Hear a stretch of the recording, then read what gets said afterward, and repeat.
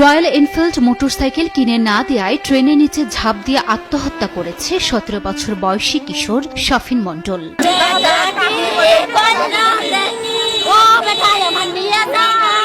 একমাত্র সন্তানকে হারিয়ে এখন দিশেহারা বাবা সহ পুরো পরিবার।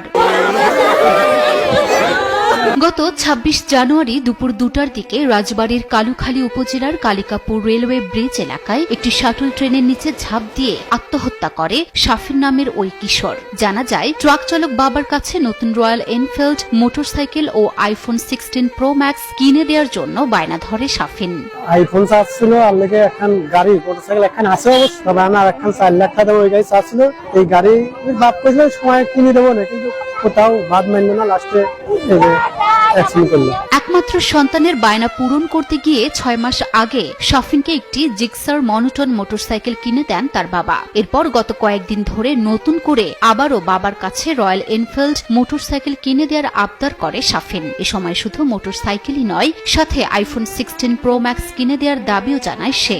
পরিবারের কাছে তার একটি দাবি ছিল, দাবিটা হচ্ছে সে আইফোন কিনে দেওয়ার জন্য, এবং তার একটি বর্তমানে সুজুকি গাড়ি রয়েছে, কিন্তু তারপরেও তার পরিবারের কাছে তার দাবি ছিল একটি রয়্যাল এনফিল্ড, যেটা বাংলাদেশে মাত্রই লঞ্চ করেছে, সেই গাড়িটি কিনে দেওয়ার জন্য। এবং এই ব্যাপারটা নিয়ে তার পরিবারের সাথে একটি বাকবিতণ্ডা ঘটে। ট্রাক চালক বাবার সামর্থ্য না থাকায় ছেলেকে বারবার বোঝানোর চেষ্টা করে ব্যর্থ হন বাবা নিজেই। এ সময় পরিবারের সদস্যরা সহ প্রতিবেশীরা অনেক বোঝানোর পরেও শাফিন তার কথায় অনড় থাকে।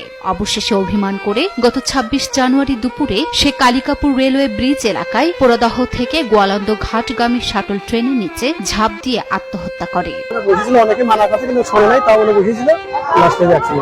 শাফিন মণ্ডল পাংশা উপজেলার হাবাসপুর ইউনিয়নের চর আফরা গ্রামের ট্রাক চালক মিলন মণ্ডলের ছেলে। এবছর স্থানীয় মৌকুড়ি উচ্চ বিদ্যালয় থেকে এসএসসি পরীক্ষার